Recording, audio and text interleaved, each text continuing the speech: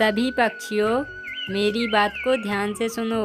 दीपावली का त्यौहार आ गया है, कुछ ही दिन बकाया हैं, तो मुझे राजा होने के नाते पूरे जंगल में सफाई चाहिए। इसलिए मैंने आज आप सब लोगों को यहाँ पर बुलाया है। आप सभी लोग अपने अपने घर को अच्छे से साफ कर कर चमका लें, और हाँ, कलर भी पुताई कर दें। मुझे जिसका घर सबसे अच्छा लगेगा, मैं उसे पूरी साल भर के लिए राशन के तौर पर 2 बोरी अनाज दूंगा। यह सुनकर कल्लू कौवा सोचने लगता है। अरे वाह! यदि ये 2 बोरी अनाज मुझे मिल जाए तो मुझे तो साल भर कुछ करना ही नहीं पड़े। मैं तो पड़ा पड़ा खाऊंगा, पड़ा पड़ा। और फिर सभी पक्षी वहाँ से उड़कर अपने अपने घर आ जाते हैं। अरे, ये कैसी दुविधा है। मेरा घर तो पहले से ही कितना सुंदर है, पर राजा जी ने तो घर को रंग करने को कहा है। मुझे तो कुछ समझ नहीं आ रहा है, कैसा रंग करूं।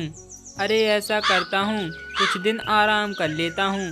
जब सभी पक्षी अपने अपने घर को रंग कर लेंगे तो उनका देखकर मैं भी कर लूँगा। हाँ, ऐसा कहकर कल्लू कौवा रंग पोतने से अच्छा आराम करना पसंद करता है। और यहाँ टुनी चिड़िया अपने घर को रंग करने के बारे में सोच रही होती है। हे भगवान, अब तो 2 दिन ही बचे हैं। राजा जी कभी भी घर देखने आते होंगे, और अभी तो मैंने अपने घर की सफाई ही कर पाई है। अभी रंग तो मैंने अपने घर को किया ही नहीं। अब जल्दी से जाकर सबसे पहले रंग लाती हूँ और अपने घर को अच्छे से रंग कर देती हूँ। और फिर टुनी चिड़िया वहाँ से उड़कर रंग की दुकान के लिए चली जाती है। हाय मेरा घर, मेरे घर को किसी की नज़र न लगे। मेरा घर तो लाखों में एक है, लाखों में एक। बस अब दुकान से जाकर रंग लाती हूँ और अपने घर को अच्छे से रंग कर दूंगी। फिर राजा जी आएंगे और मेरे घर को देखेंगे तो बहुत खुश होंगे, और वो 2 बोरी अनाज तो मुझे ही देंगे। हाँ, ऐसा कहकर रंगीली चिड़िया भी वहाँ से उड़कर रंग लेने चली जाती है। रंग ले लो रंग, दिवाली के लिए अच्छे अच्छे रंग ले लो रंग। अरे, सस्ते में मिलेगा अच्छा माल, आ जाओ रंग ले लो भैया रंग। राजू चील रंग बेच रहा होता है, तभी टुनी चिड़िया वहाँ पहुँच जाती है। राजू भैया, मुझे लाल रंग दे दो, क्योंकि मैं अपने घर को लाल रंग से रंगने वाली हूँ, तो मुझे लाल रंग ही चाहिए। तभी वहाँ पर रंगीली चिड़िया भी आ जाती है। अरे भैया, आप तो मुझे नीला कलर दे दो, क्योंकि नीला कलर तो मेरा फेवरेट कलर है, और मैं उसी से अपने घर को रंगने वाली हूँ भैया। अरे हाँ चिड़िया बहन, आप परेशान मत हो। लाल लो या नीला, मेरे यहाँ के सब कलर नंबर 1 है, नंबर 1। हाँ। और फिर कुछ ही दिनों बाद सभी पक्षी अपने अपने घरों को रंगीले कलरों से रंग देते हैं। लगता है मेरा कलर कुछ ज्यादा ही हो गया है। मेरा घर तो कितना चमक रहा है, कहीं राजा जी को बुरा न लग जाए। नहीं नहीं, अच्छा ही लगेगा उनको तो। इस बार 2 बोरी अनाज तो मुझे ही मिलेगा, क्योंकि जंगल में मुझसे बड़ा किसी का घर नहीं है। एक तो मेरा 3 मंजिल का घर, ऊपर से मैंने अलग अलग मंजिल पर अलग अलग कलर किए हैं। राजा जी ये देखकर बहुत ही खुश होंगे, और 2 बोरी अनाज तो पक्का मुझे ही देंगे। चलो अच्छा हुआ, मैंने अपने पूरे घर को रंग कर दिया। अब मुझे जल्दी से सामान इधर उधर से साफ करना होगा, क्योंकि राजा जी आने ही वाले होंगे। आज नहीं तो कल वो आ ही जाएंगे। अरे, मैंने बहुत सो लिया, अब मुझे जगना होगा। 2 दिन हो गए हैं। लगता है सभी पक्षियों ने अपने घर रंग भी कर लिए होंगे। अब तो केवल मैं ही बचा हूँ। अब जाकर जल्दी से जंगल में जाकर सभी पक्षियों के घर देख कर आता हूँ, फिर मैं भी अपना रंग कर लूँगा। फिर कल्लू कौवा वहाँ से उड़ जाता। वहाँ से उड़कर वह जंगल में जाता और सभी पक्षियों के घर देखता। सभी पक्षियों के घर रंग हो चुके थे। यह देखकर कल्लू कौवा घबरा जाता है। हे भगवान, पक्षियों ने कितने अच्छे अच्छे रंग किए हैं अपने घरों पर। अब मैं रंग भी कर लूँ तो भी मैं हार जाऊँगा, क्योंकि उनके घर बहुत अच्छे रंगे हैं। अब तो मैं बादल भैया के पास जाता हूँ और उन्हें बोलता हूँ कि वो यहाँ बरसात कर दें जिनसे पक्षियों के घर खराब हो जाएं। ऐसा कहकर कल्लू कौवा वहाँ से उड़ जाता और वह बादल भैया के पास पहुँच जाता है। बादल भैया, आपने हमारे जंगल में कब से बारिश नहीं की? हमारे जंगल में तो सूखा पड़ा है भैया। आप कृपा करें और हमारे जंगल में बारिश कर दे भैया, जिससे हमारा जंगल हरा भरा हो जाए। अरे क्या बात कर रहे हो कल्लू कौवा? हमने तुम्हारे जंगल में बारिश नहीं की और तुम्हारे जंगल में सूखा पड़ गया है। क्या ये सच बात है? हाँ बादल भैया, मैं एकदम सच बोल रहा हूँ। आप आज ही जाकर हमारे जंगल में बारिश कर दे, वहाँ बहुत सूखा पड़ा है भैया। ठीक है कल्लू कौवा, तुम यहाँ से जाओ, मैं नदी से पानी भरकर तुम्हारे जंगल में आकर बारिश करता हूँ। और फिर कल्लू कौवा अपने घर आ जाता है। ये मैंने बहुत अच्छा काम किया है।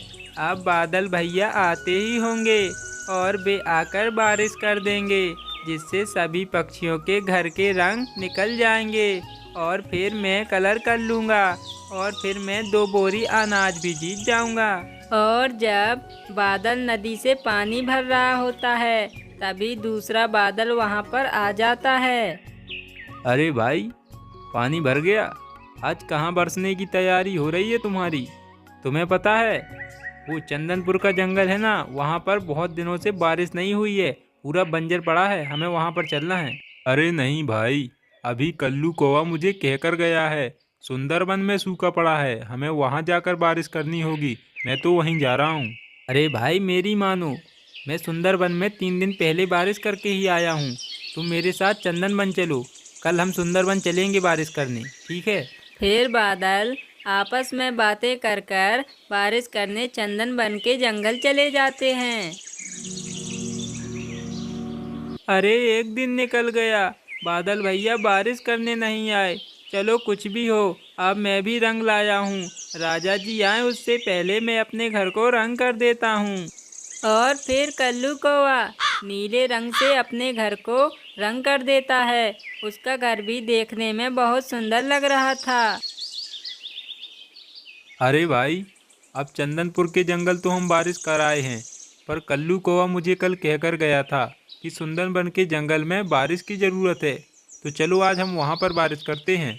हाँ भाई क्यों नहीं, अरे बारिश करना ही तो हमारा काम है। चलो जितना पानी हमारे अंदर है सारी वर्षा कर कर आते हैं।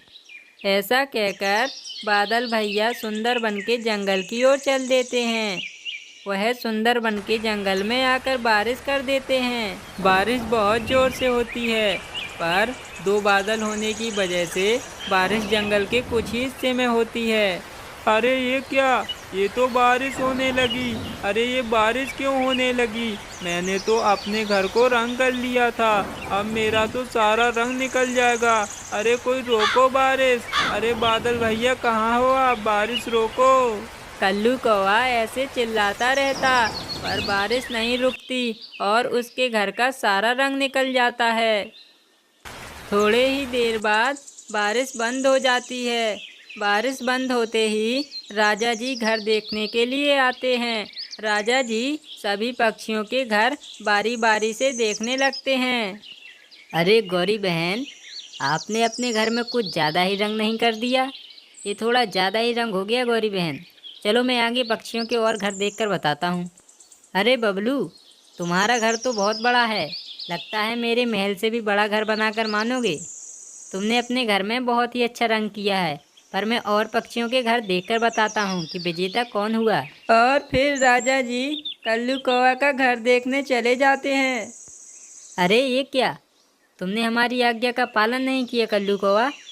हमने कहा था दीपावली आ रही है, अपने अपने घर को रंग कर लो, पर तुमने रंग नहीं किया है अपने घर में। तुम्हें इसके लिए हम कड़ी से कड़ी सजा देंगे। अरे नहीं नहीं महाराज, मैंने रंग किया था, पर बारिश होने के कारण वो रंग निकल गया महाराज, मैं क्या करूं? अच्छा, अब तुम हमसे झूठ भी बोलोगे? मतलब बारिश तुम्हारे यहाँ हुई है, हमारे यहाँ बारिश नहीं हुई है। आधे जंगल में बारिश हो गई, बहुत बहाने बना लिए कल्लू कौवा। अब हम तुम्हें इसके लिए बहुत कड़ी सजा देंगे। नहीं महाराज, वो आधे जंगल में सच में बारिश हुई है। आपको पता नहीं, मेरे यहाँ कल बारिश हुई थी महाराज, मुझे माफ़ कर दो। तुम्हें तो मैं बाद में देखता हूँ। ऐसा कहकर राजा जी टुनी चिड़िया का घर देखने आ जाते हैं। अरे वाह टुनी बहन, आपने अपने घर को तो बहुत अच्छे से रंग किया है। मैंने पूरे जंगल में आपके जैसा रंगा घर नहीं देखा। नहीं नहीं महाराज, ये तो आपकी मेहरबानी है जो आपको मेरा घर अच्छा लगा। मैंने तो बस कड़ी मेहनत की है और ये उसी का नतीजा है। टुनी बहन, ये लो आपकी 2 बोरी। आप इस प्रतियोगिता के विजेता हुए। और फिर टुनी चिड़िया को 2 बोरी अनाज देने के बाद मिट्ठू महाराज कल्लू कौवा को घर ना रंगने की वजह से सलाखों के पीछे डाल देते हैं। कल्लू कौवा, अब तुम 1 साल तक इसी पिंजरे में पड़े रहोगे। तब तुम्हें पता चलेगा हमारी आज्ञा न मानने का नतीजा क्या होता है।